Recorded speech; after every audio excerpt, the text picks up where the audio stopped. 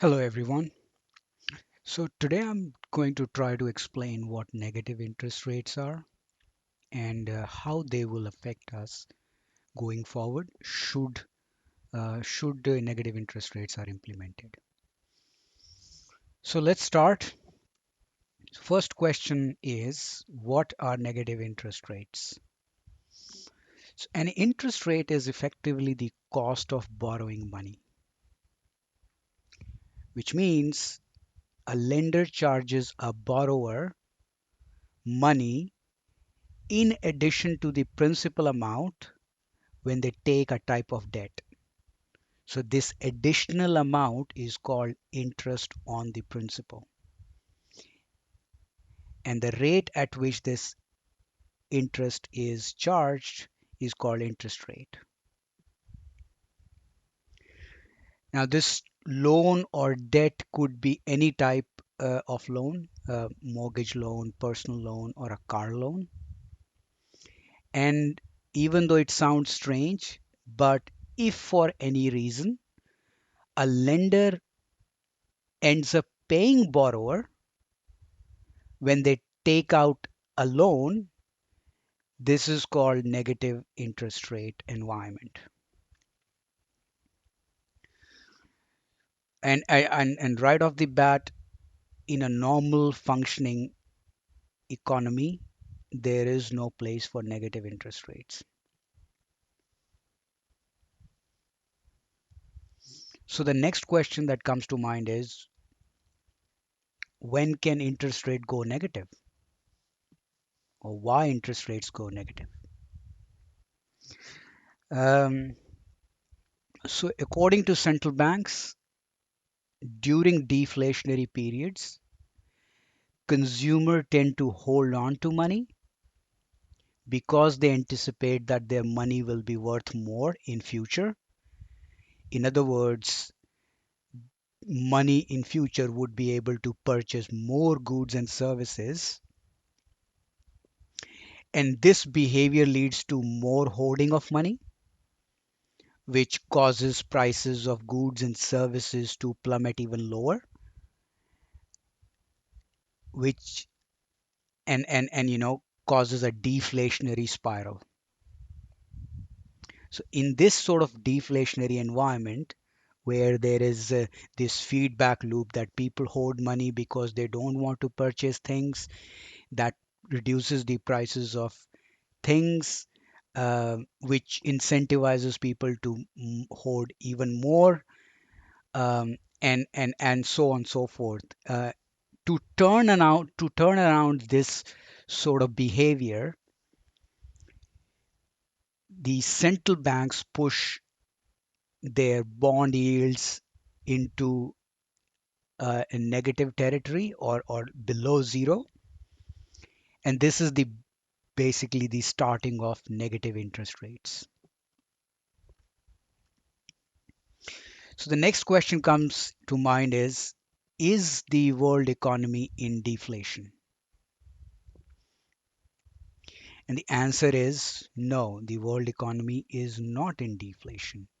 In fact, in last couple of decades, so much credit injection has been done by central banks that pretty much whichever asset class you look at is in a it has inflated prices. It's in a bubble territory.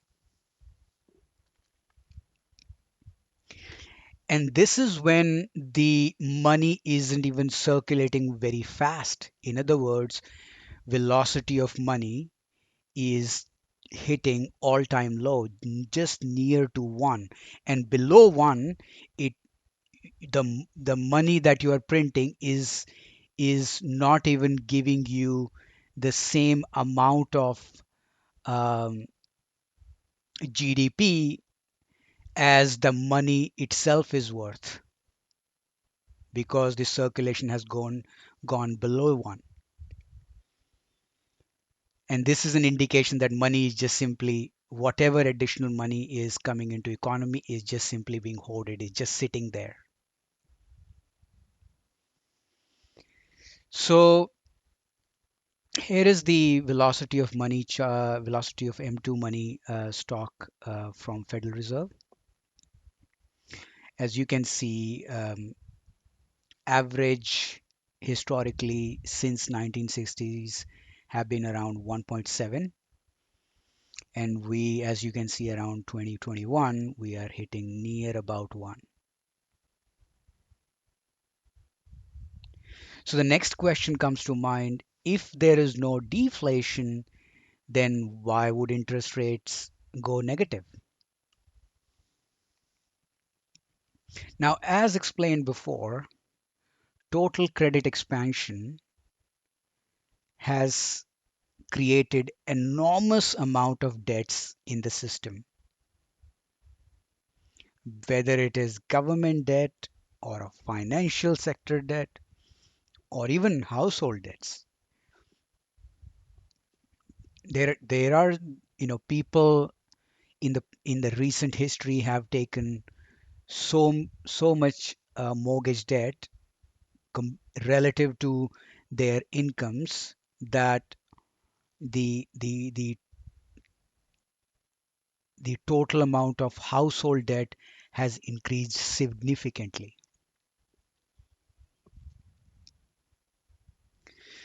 Now, we also have to keep in mind that this debt in recent history, in last few decades, have been created with very low interest rates, or at least in government debt situation, this is just near about zero interest rate. So, should interest rates rise, servicing this debt will not be possible. In fact, it may lead to default all across the board: government debt, financial or non financial sector debt, or even household debt, which will ultimately start the real deflation of the economy, which, after so much credit expansion, would be a natural outcome. So, not only that's such deflation and defaults because of uh, credit expansion in past will cause severe deflation, but they will also reduce the uh, revenue capacity of government also,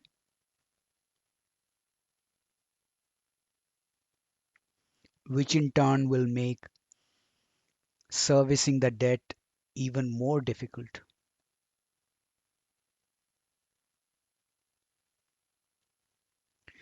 So really, if you see, to keep this game going or push the can even further, kick the can even further, would be the main reason to really bring the interest rates into negative territory until the point, system completely breaks down, and then the ultimate deflation happens.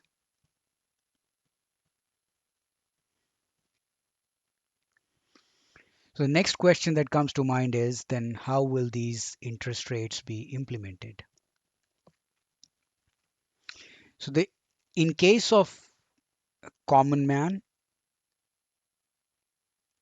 the commercial banks will start charging their customers to keep money in their bank accounts.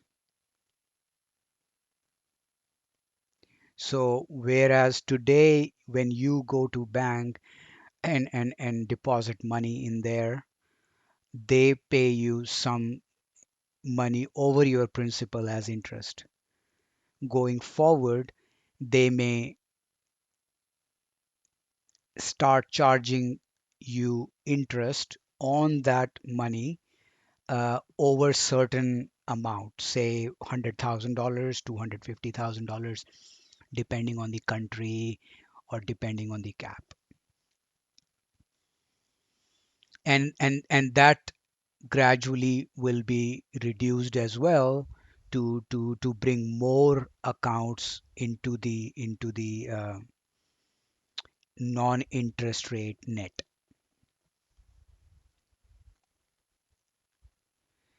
Now, in on the government side of debt, no entity or no sane person would want to purchase the government bonds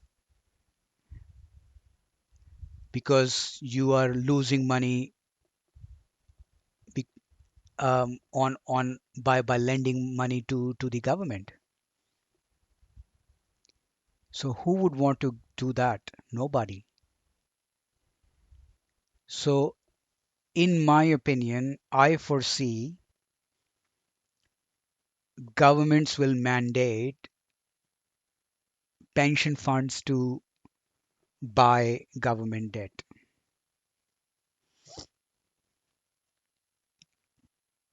which will make future pensions very unsafe, very risky. Now that will be the part of the story. Because the amount of debts are so high, and more debts will have to be created to sustain this Ponzi scheme, central banks would also start direct debt monetization.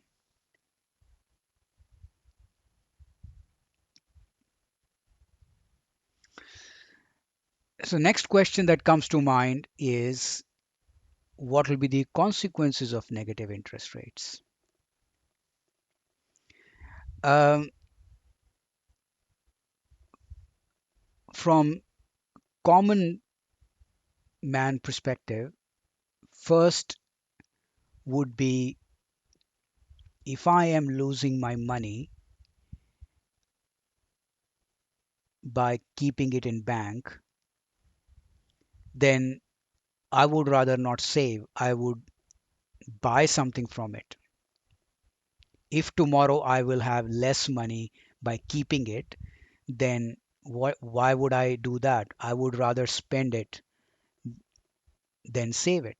So, first consequence is more consumption, less saving,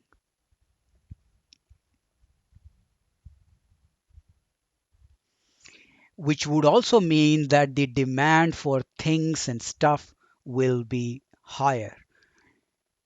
So, and if the supply is not able to match that demand, the prices will increase. So higher inflation will be the consequences of more consumption as well.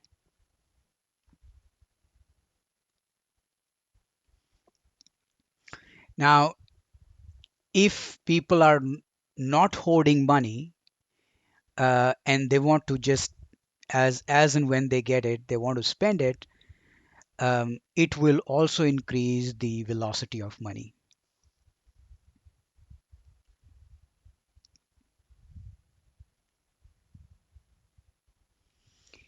It will also incentivize to take on the debt and spend that uh, immediately,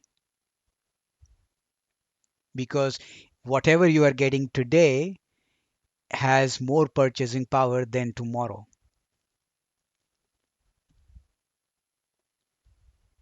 So it will incentivize for people to take more debt.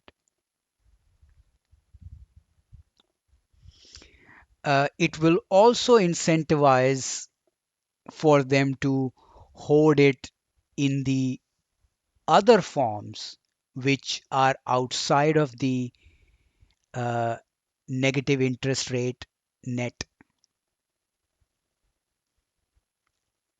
And one of those examples is cash. So to avoid paying negative interest rates on deposits, you would rather try to save it with yourself in form of cash.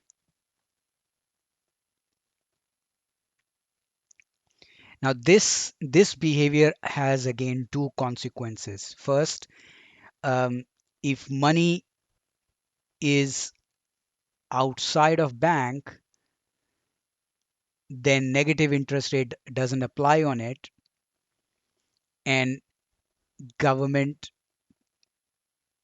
doesn't achieve the outcome of more consumption.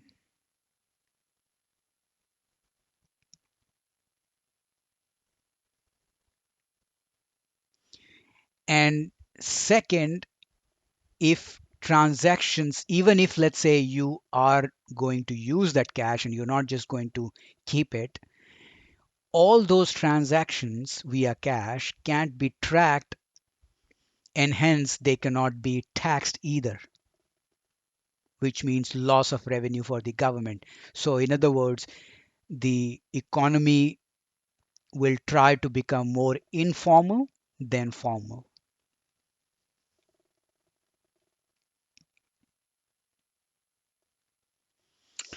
So, the next question then comes to mind is, if negative interest rates can be avoided via cash, then why even implement negative interest rates? So, while public will try to avoid negative interest rates by saving in cash or other alternatives, but the central banks and the governments of the countries have a different plan, and they would essentially would want to ban cash, and and banning cash would address those two problems I just explained, which which are caused by cash in favor of government and central banks.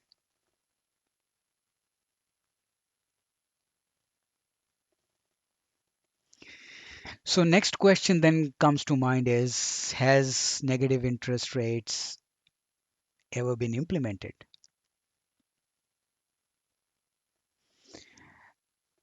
And the answer is yes. Negative interest rates have been implemented. First example I have here is from uh, Swiss National Bank. And as you can see, there are three curves here. There is the S&B policy rate, and then there is a Saron, and then there is a 30-year bond. So if you see, all three are in negative territory.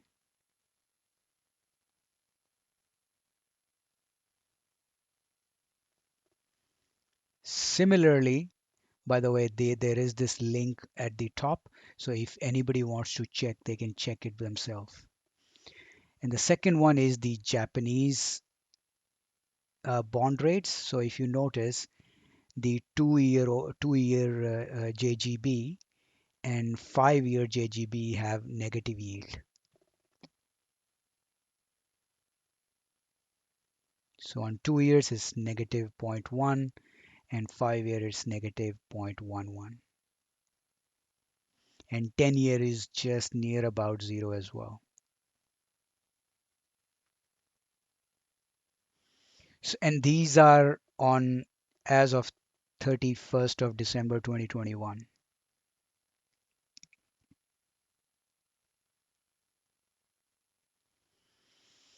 So the next question then comes to mind is, what about negative interest rate implementation on bank accounts? And the answer there is also yes.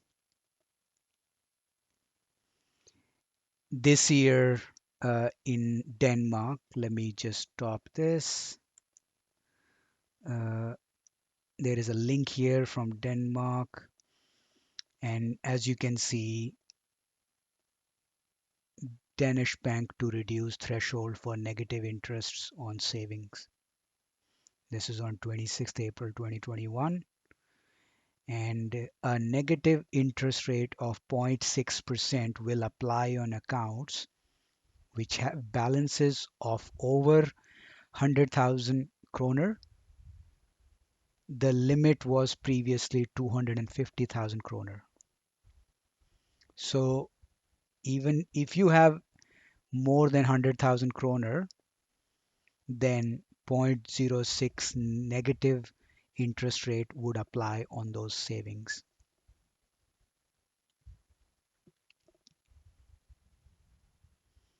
So back to the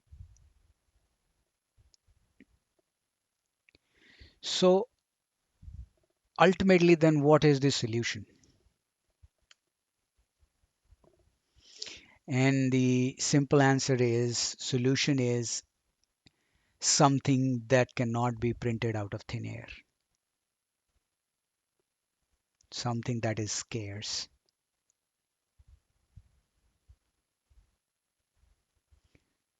For example, gold and silver, oil and gas. In fact, all commodities should perform well in negative interest rate environment.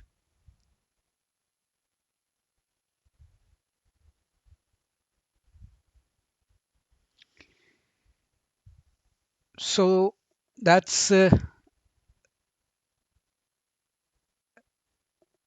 that's all on negative interest rates. Thanks for listening, and I will see you in the next one. Bye.